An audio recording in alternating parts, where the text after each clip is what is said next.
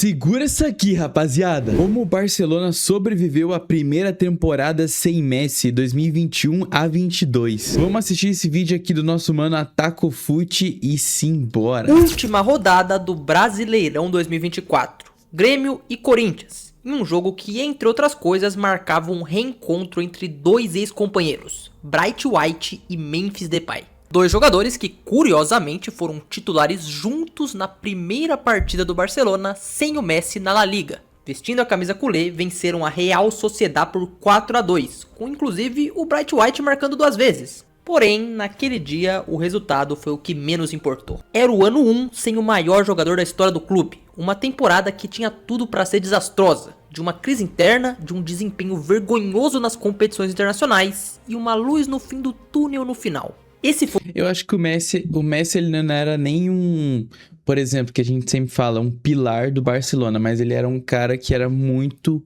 decisivo. Sempre foi, né? Então, eu acho que assim, o Barcelona sentiu muito porque o Messi ele fazia jogadas assim, tirado da cachola. E já não conseguiu montar um time totalmente consistente já na primeira temporada. Foi o Barcelona na temporada 21-22. Pra começar, eu tenho que dizer que esse vídeo foi um pedido vindo dos comentários e eu gostei bastante. Então se você quiser que eu fale de algum tema, é só deixar aí que eu tô sempre vendo. Sobre essa temporada do Barcelona, pra gente entender a expectativa ou a falta dela, a gente tem que primeiro entender o contexto. Então vamos começar daí. Aquele ano ainda herdava muitos problemas que vinham desde a saída do Neymar até a intensificação da crise na pandemia. O Barcelona estava quebrado, com muitos problemas e brigas internas e Como pode, né, cara? O Barcelona simplesmente fez a maior venda da história de um jogador, 222 milhões de euros, e mesmo assim, quebrado. Bizarro. Um contrato com o Lionel Messi acabando. Muitos problemas de escrever jogador, até falta de investimento, e a dívida também era gigantesca. Na temporada 2021, o desempenho do Messi ainda escondia vários problemas. Ele seguia marcando gols, aparecendo nas faltas, ajudando bastante na integração de jovens. Se a gente for olhar do lado positivo, o Barça não terminou o ano sem títulos, venceu a Copa do Rei e Juan Laporta voltaria à presidência tendo como principal promessa conseguir manter o camisa 10. Algo que parecia que ia acontecer. Dá pra gente dividir aqui. Em um momento, o Messi quis sair do Barcelona, que foi principalmente depois daquela derrota de 8-2 contra o Bayern, mas depois da chegada do Laporta, de mais uma temporada, nesse momento, não. Ele não queria mais sair. Ele preferia ficar, tanto que a renovação era esperada. Naquele verão europeu, o Messi vem para a América do Sul, venceu a Copa América e na sua volta à Espanha, a expectativa era oficializar sua permanência. Porém, aqui entra uma coisa chamada fair play financeiro e o Barcelona tinha um obstáculo muito grande para poder contar com o Messi. Em agosto de 2021, uma das maiores parcerias entre clube e jogador da história se encerrava. Lionel se despedia do time onde jogou suas últimas 17 temporadas e o caos se instaurava. Não tinha... Cara, uma coisa assim que eu acho muito bizarro é que o Messi, segundo o melhor jogador da história do futebol, né? Depois só atrás de Messi, de Pelé. O Messi, ele nunca foi vendido. O Messi, ele sempre saiu dos clubes de graça. Saiu de graça do Barcelona pro PSG, saiu de graça do PSG pro Inter Miami. Bizarro, cara. Bizarro. Muito dinheiro, o time não era excelente, o Koeman já tinha algumas críticas e sem o Messi, o time ia ter que ir pro mercado, mas não tinha muito dinheiro. No mundo ideal, depois que você perde um cara como o Messi, você ia ter que fazer várias contratações. Mas no caso do Barcelona, eles iam ter que se atentar às oportunidades. Agüero ali já tinha chegado, dizendo que viria para jogar com o Messi. Que não aconteceu. Junto dele, Memphis Depay chegou a pedido de Ronald Koeman, 2 holandeses que se conheciam, e entre outros nomes que chegariam veio Luuk de Jong e o retorno de um Eric Garcia. E era meio que isso, tá? O Barcelona ia ter que contar principalmente com os jovens e com os jogadores que já estavam mais velhos, mas que tinham experiência dentro do clube, ou até caras como o Bright White, que nem tem nível pra estar ali. Aí a gente volta pro jogo de estreia. Como eu falei nessa introdução, 4-2 pro Barça, primeira vitória, mas se a gente for olhar a escalação, e eu tô colocando na tela, o Barcelona não tinha nenhum grande time, até tinha talento, mas era um time bem... Cara, quem que é esse Dest aqui?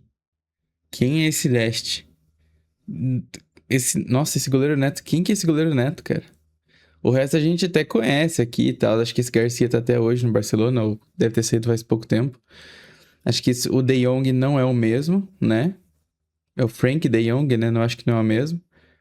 Loucura, cara. Nossa, Bright White, puta que pariu. Sair de um Neymar pra um Bright White aqui é bizarro. Equilibrado. Na segunda rodada, empate fora de casa contra o Athletic Bilbao, com o Memphis salvando no segundo tempo, e no terceiro jogo, de novo o Memphis apareceu, vitória contra o Getafe. Ou seja, 3 primeiras rodadas, o Barcelona foi bem, mas também não convenceu ninguém, e por muitas vezes você olhava a escalação e vinha caras como Bright White, Emerson Royal, era um time bem questionável. Emerson Royal. Acho engraçado como esse cara é tão ruim e passou por tanto clube grande. Até aqui, até que tudo certo, mas quando começou a Champions League, veio a queda livre do Ronald Koeman e ela aconteceu até que muito rápido. No grupo da Liga dos Campeões, o Barça tinha o Dinamo de Kiev, o Benfica de Jorge Jesus e o poderoso Bayern de Munique, que era justamente o adversário da sua estreia. Com o Barcelona não estando pronto, sem o Messi, estreando contra o time forte que o Bayern tinha, você imagina o que aconteceu. 3-0 dentro de casa, domínio absoluto e clima de que o Barça estava morto. Ali o mínimo que tinha sido construído desmoronou. Nos jogos seguintes o Barcelona também teria resultados ruins na La Liga, mas antes da segunda rodada da Champions vence de forma expressiva o Levante com uma esperança: o retorno do camisa 10. Messi? Não. Ansu Fati. Vamos lá, ele era uma super promessa da época, não começou jogando o ano porque estava machucado e ele teve a pressão de herdar essa camisa 10, só que no primeiro jogo ele marcou. Não dava para esperar que ele carregaria como Messi, mas ele poderia ajudar. Spoiler, não aconteceu. Segunda rodada da Champions. Cara, assim, eu fiquei um período sem acompanhar o Barcelona. E quando eu vi que tinha um cara chamado Ansu Fati no elenco do Barcelona, que era uma grande promessa, camisa 10 do Barça, e estava no banco, falei, meu Deus do céu, o que virou a camisa 10 do Barcelona, cara? Puta merda. Outra derrota por 3-0, dessa vez contra o Benfica, com o Barça irreconhecível. Na sequência da La Liga, derrota para o Atlético de Madrid. Vitória contra o Valência e até vence o Dinamo na Champions. Mas na rodada seguinte de La Liga é o clássico, o primeiro clássico da temporada, contra o Real Madrid, dentro do Camp Nou. E eu sei que eu acabei de colocar a escalação na tela, mas eu vou colocar aqui de novo porque é inacreditável o Barcelona jogar contra o Real Madrid com esse time. Tinha que contar principalmente com Ansu Fati e Memphis Depay ofensivamente. Deste, Mingueza. Quem é Mingueza, cara? Meu Deus do céu. Mas o lado direito era um problema. O Griezmann, que começou a temporada como titular, já tinha ido pro Atlético de Madrid e eles tinham que usar o Serginho Dest na frente, que até fazia essa função, até faz essa função, mas não é muito a dele. Perder aqui era esperado. 2-1 em casa para o Real Madrid. Quinta derrota em poucos meses de temporada e após perder também na próxima, dessa vez contra o Rayo Vallecano, o treinador holandês Ronald Koeman estava demitido. Um aproveitamento horrível em 13 jogos no ano, 6 derrotas na Champions, praticamente fora na fase de grupos e na 9ª colocação da La Liga. Inaceitável. Aí você me pergunta, tinha como piorar?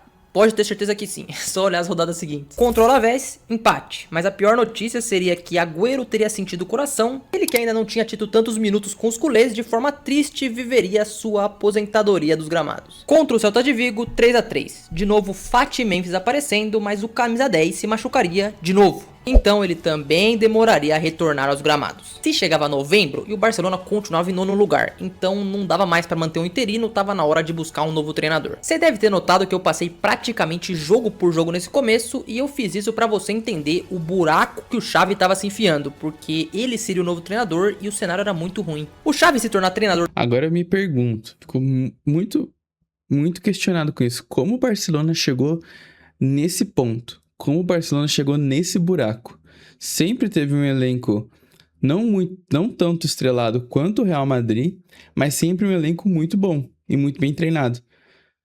E como que o Barcelona chegou nesse ponto, cara? Pra mim é bizarro. Do Barcelona, até que era algo esperado. Em algum momento provavelmente iria acontecer. Ele estava há 2 anos comandando o Al-Sadd, conquistando títulos por lá, mas mesmo com todo o conhecimento de Barcelona que ele tinha, sua contratação era uma aposta. No futebol europeu como treinador, ele ainda não tinha experiência. Porém, o fator clima no clube melhorou com a chegada dele, foi uma injeção de ânimo, uma lenda que chegava e uma esperança de algo parecido com o que foi com o Guardiola. Algo parecido com isso. O papel dele inicialmente era conseguir tirar o time do buraco na La Liga, o primeiro jogo dele era contra o Espanhol e na Champions Era tentar um milagre, porque faltava 2 jogos e dava pra se classificar. No primeiro jogo dele, a primeira vitória e a era chave se iniciava. 1 a 0 com gol de Memphis Depay. Cara, voltando pra estudar esse vídeo, eu não lembrava quanto o Memphis tinha sido importante pra aquele time, porque ele não se omitia, pelo menos isso. Isso quer dizer que agora a sequência do Xavi começou a engatar e esse time começou a subir na tabela e começou a jogar mais?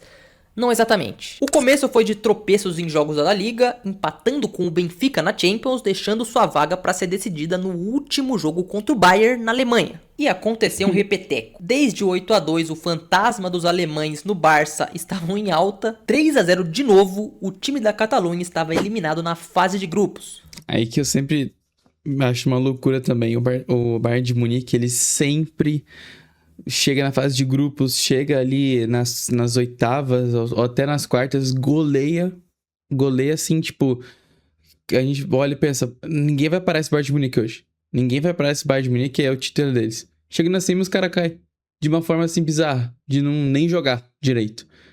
Meu Deus, é assim, bizarro. Só pra você ter uma noção do tamanho, enquanto o Messi esteve no clube, eles sempre chegaram pelo menos nas oitavas. Então foram 17 temporadas de um jeito e na primeira sem ele já foi essa vergonha. Não dava pra culpar exatamente o Xavi, ele tinha acabado de chegar, só que o clima no clube voltou a ser ruim. E como treinador, ele precisava de material de trabalho, ele precisava de reforços. Então o Laporta teria que ser inteligente e agora eu vou falar dessas contratações que mudaram essa temporada. Vou pedir muito rápido pra você deixar o seu like e se inscrever aqui no canal pra que eu possa começar a falar. Aqui também, pô. Tá, vambora. Antes disso, Coutinho era mais um que deixava o clube emprestado pro Aston Villa. Agora nas chegadas, chegariam Adama Traoré, vindo por um empréstimo, Aubameyang com uma baita oportunidade de mercado que seria fundamental, o grande investimento, a única contratação com o dinheiro mesmo, que era a chegada do Ferran Torres do Manchester City, e depois Daniel Alves também se juntaria ao clube após a sua passagem no São Paulo. Hoje você pode olhar como um absurdo um cara de 38 anos ir pro Barcelona, mas na época faria sentido pelo cenário. Por questões financeiras, de inscrição também, além de ser um cara experiente que podia ajudar muito na parte da mentalidade. Assim, tira tudo que tá acontecendo de ruim com ele, com o Daniel Alves. Parte de futebol. Baita de jogador. Baita jogador. O Xavi aprovou, então o lateral voltou. Em janeiro, porém, o Barcelona cai na Copa do Rei, cai na Supercopa para o Real Madrid e estava em sexto na La Liga naquele momento. Até que na rodada 23 vem o jogo que mudou tudo, o confronto contra o Atlético de Madrid. Um jogo que tinha o poder de virar a chave, então vamos nessa. O Barça vence por 4 a 2 e o que aconteceu naquela partida mexeu com os jogadores. Gols desde jovens como o Gavi, que com chave ganhava cada vez mais espaço. Ronald Araújo, que defensivamente estava se tornando um pilar, golaço impressionante do Jordi Alba com aquele aspecto de magia catalã e para fechar, gol nada mais, nada menos que do Daniel Alves. O primeiro dele na volta do clube e ele se empolgou tanto que ele também foi expulso. Mas aquela tarde marcaria aquela temporada com certeza. A partir daqui as coisas começaram a acontecer e não pararam mais. Aubameyang estrearia pouco tempo depois e já na estreia ele não faria só um gol não. Outra ótima vitória do Barcelona, 4 a 1 no Valência, jogando a Europa League, se classificou contra o Napoli no 16. Meu Deus. Assim, a gente é acostumado a ver o Barcelona com Neymar, Messi, Suárez, Busquets. Tá até esqueci o nome dele. Meu Deus do céu. Tô esquecendo o nome de todo mundo, cara. Avos, outra vez fazendo 4 e num espaço de 7 dias marcava 12 gols. Emendando jogos sem perder e jogadores começando a funcionar, desde o Piqué até o principal nome, o principal cara dessa renovação dentro de campo, que era o Alba. Sabe outro jogador que voltou a aparecer aqui? O Dembélé, melhor do mundo nos dias de hoje. No Barça tinha alguns problemas, parecia que ia sair em determinado momento, mas com ele ficando e se entendendo com o treinador, se tornou uma peça útil para aquele time também. É óbvio que o Xavi era o grande personagem a ser exaltado e como ele mesmo disse em um documentário sobre essa fase, o jogo do Barcelona consistia em 4 P's. O primeiro, posicionamento. Assim como o Guardiola, o Barcelona jogava no modelo posicional, então era importante que os espaços estivessem cobertos. Em segundo, a posse, modelo que o Barcelona se acostumou a usar e que voltava a aparecer com mais qualidade. Seguido disso vem a pressão, que era necessária justamente para retomar essa bola, e por último, a percepção do jogo, retratada principalmente com o Pedri, que simbolizava isso e era fundamental, sobre notar os espaços e atacá-los movimentando a bola. Pedri que é muito bom jogador, cara. Bem numa decadência ultimamente, mas assim, eu acho esse maluco muito bom de bola. Muito bom de bola. bola e os encontrando. A missão do Xavi se divide em duas. A prioridade era se recuperar no Campeonato Espanhol, voltando à zona de Champions e subindo o máximo possível. Já a segunda, ganhar a Europa League, que passou a se tornar uma grande oportunidade de conquistar um título e de evitar uma temporada sem troféus. Uma possibilidade real. Real, né? Muito real. Nas oitavas passou pelo Galatasaray, empatou em casa, mas fora venceu por 2-1. E antes de qualquer quartas de final, um reencontro contra o seu maior rival, que já tinha vencido 2 vezes naquela temporada, time de um Benzema em seu ano de bola de ouro, de Vinícius Júnior, jogo no Bernabéu. Muito bem. Podia ser. A grama do vizinho sempre vai estar mais verde, é impressionante. Seu teste de ouro dessa nova fase. E ó, aqui fica perfeito pra comparar. Vou botar a escalação de novo na tela e você pode notar que é completamente diferente. O trio de ataque mudou completamente e também tinham várias opções no banco. Mas mais do que isso, aqui parece um time e antes parece um catado. Um time que antes estava morto. Era decretado como o fim do Barcelona, enfrentando o clube que venceria a Champions naquele ano, jogando em casa. O resultado foi absurdo. 4-0 pro Barcelona. Quer falar de posse de bola? 60% para eles. Gols que rolaram de cabeça como o do Araújo, em finalizações como a do Ferran Torres e também com 2 de Aubameyang. Nos primeiros 11 jogos pelo Barça, ele chegava a 9 gols marcados. Cara, mas assim, eu acho que essa reviravolta do Barcelona com certeza se passa totalmente pela conta do Xavi. Tudo bem que os reforços ajudaram ali, só que eu acho que não foi uma virada de chave pro Barcelona esses reforços. O que mudou a chave do Barcelona foi a própria filosofia espanhola do Xavi, que também trouxe, que é uma lenda do clube. Então, por isso que teve esse ânimo assim dentro do clube e também dos jogadores, que a maioria também é espanhol. Não é o clássico. Uma ascensão meteórica na La Liga após ser tratado como acabado e após o jogo ele deixou um oi.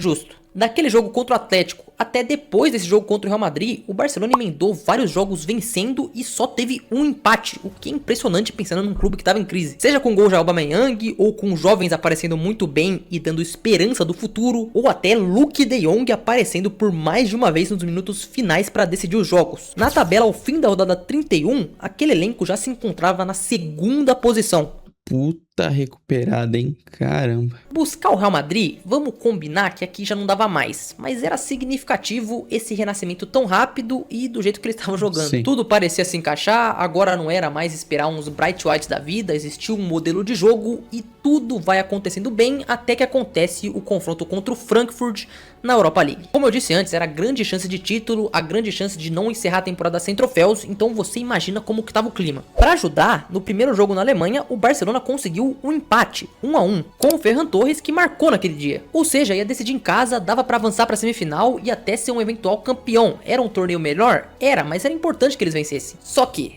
lembra que eu falei que eles iam jogar em casa? E realmente, o jogo era no Camp Nou. Só que se você lembrar do que aconteceu naquele dia, não foi muito em casa não. Pior que eu não lembro.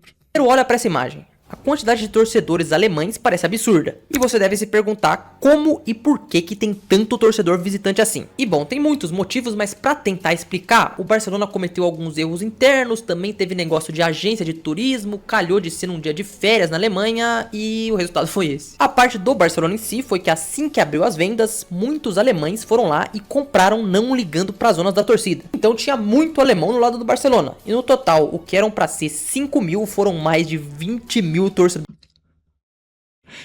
Cacete do Frankfurt no Camp Nou. Esses torcedores que foram para esse jogo com certeza cantavam mais que os torcedores do Barcelona. Então o jogo em casa se tornou praticamente fora. Xavi chegou a reclamar, a própria organizada dos catalães deixou o estádio por um momento e por isso a mancha branca no Camp Nou prevaleceu. Isso impactou no resultado do jogo? Não dá pra dizer, mas provavelmente sim. E isso meio que acabou a temporada também. Os alemães... Com certeza, se o jogador tá lá dentro de campo, ele olha pra cima, vê um monte de ponto branco lá, porra, cadê nossos torcedores? Não tão com a gente, não? Com certeza, mano. Abriram 3-0 no placar, com os donos da casa não demonstrando nenhuma reação. Já no finalzinho do segundo tempo, o Barça até marcou com Busquets e Memphis, mas a chance de título da temporada se encerrava de forma constrangedora. Não só pela derrota dentro de casa, pela eliminação, mas também porque aquele dia terminou em festa no Camp Nou, só que não era do Barcelona. Aquela derrota não foi tão grande quanto a Roma, o Liverpool ou o Bayern, mas o impacto psicológico e a humilhação fizeram com que ela entrasse como um trauma para aquele grupo. Antes o Xavi tinha reconstruído e o Barcelona buscaria novos capítulos. E depois, parecia que talvez essa recuperação tivesse sido um pouco superestimada.